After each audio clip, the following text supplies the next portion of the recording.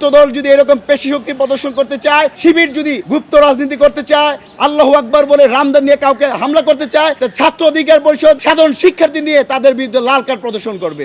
শেখ হাসিনা আবারও প্রমাণ করলেন আওয়ামী লীগ, ছাত্রলীগ, যুবলীগ একটি সন্ত্রাসী সংগঠন, একটি জঙ্গি সংগঠন, যাদের কোনো রাজনৈতিক অধিকার নাই বাংলাদেশের রাজনীতি করা।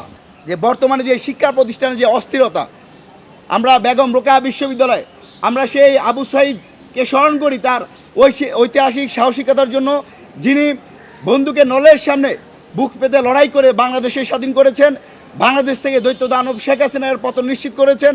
সেই পবিত্র ভূমি বেগম রোকেয়া বিশ্ববিদ্যালয়ে দেখতে পেয়েছি আল্লাহু আকবার বলে স্লোগান দিয়ে হাতে লাঠি শুটার রামদা নিয়ে ছাত্র শিবির ছাত্রদলকে ধাওয়া দিচ্ছে।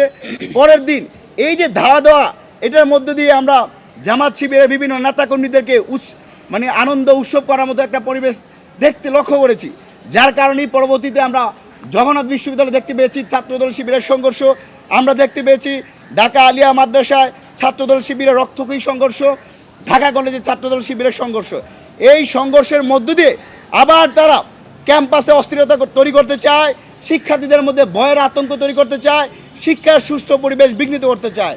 আমরা ছাত্র অধিকার পরিষদের পক্ষ থেকে স্পষ্ট করে বলতে চাই, ছাত্রদল যদি এরকম পেশি শক্তি প্রদর্শন করতে চায়, শিবির যদি গুপ্ত রাজনীতি করতে চায়, আল্লাহু আকবার বলে রামদান নিয়ে কাউকে হামলা করতে চায়, তা ছাত্র অধিকার পরিষদ সাধারণ শিক্ষার্থী নিয়ে তাদের বিরুদ্ধে লাল কার্ড প্রদর্শন করবে। কোনোভাবেই অভ্যুত্থান পরবর্তী সময়ে আমরা ক্যাম্পাসগুলোতে শিক্ষার সুষ্ঠু পরিবেশ বিঘ্নিত হয় এরকম কোনো কর্মকাণ্ডকে আমরা বরদাস্ত করব না।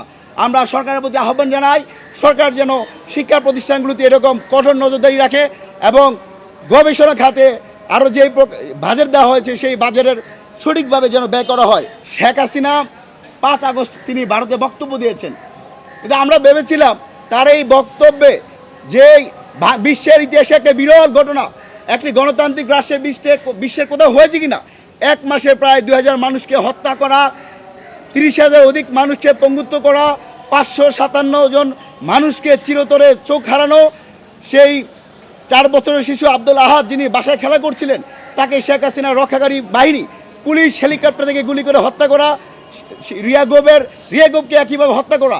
আমরা দেখেছি ইয়ামিনকে নির্মমভাবে হত্যা করার পর পুলিশের এপিসি থেকে তাকে কীভাবে নিষ্ঠুরভাবে ফেলে দিয়েছে। আমরা দেখেছিলাম সাভারের আশুলিয়াতে 6 জন ছাত্র জনতাকে হত্যা করার পর ভ্যানের উপর তাদের লাশগুলো পুড়ে দেওয়া হয়েছে। এত ভয়ঙ্কর নিষ্ঠুর কাজ করার মধ্য দিয়ে যারা এই বাংলাদেশ থেকে পলায়ন করেছে, যারা তাদের জীবন বাঁচাতে বাংলাদেশ থেকে পালিয়েছে, সেই শেখ হাসিনা হয়তো 2 বছরের মাথায় অনুশোচনায় ভুগবে, এই দেশের মানুষের কাছে ক্ষমা চাইবে। কিন্তু অত্যন্ত পরিতাপের বিষয়, শেখ হাসিনা আবারও প্রমাণ করলেন আওয়ামী লীগ, ছাত্রলীগ, যুবলীগ একটি সন্ত্রাসী সংগঠন, একটি জঙ্গি সংগঠন, যাদের কোনো রাজনৈতিক অধিকার নাই বাংলাদেশের রাজনীতি করা। তারা কোনো বিন্দু পরিমাণ তারা অনুশোচনা ভুগছে না। তারা এখনও ইন্ডিয়ায় বসে বাংলাদেশের নীল নকশা করছে। তবে সরকারের অনেক সমালোচনা করলো, আমরা এই জায়গায় সরকারকে ধন্যবাদ জানাই। বাংলাদেশের ইতিহাসে পররাষ্ট্র মন্ত্রণালয় থেকে এরকম কঠোর ভাষার কোনো প্রতিবাদ আমরা ইতিমধ্যে দেখি নাই। পররাষ্ট্র মন্ত্রণালয় থেকে ভারতকে বলেছেন, আপনারা যদি শেখ হাসিনাকে আশ্রয় প্রশ্রয় দেন, মানবতা বিরোধী অপরাধের সাথে দণ্ডিত একজন ব্যক্তিকে যে আশ্রয় প্রশ্রয় দেন, তাহলে ভারতের সাথে আমাদের সম্পর্ক নিয়ে বিবেচনা করতে হবে।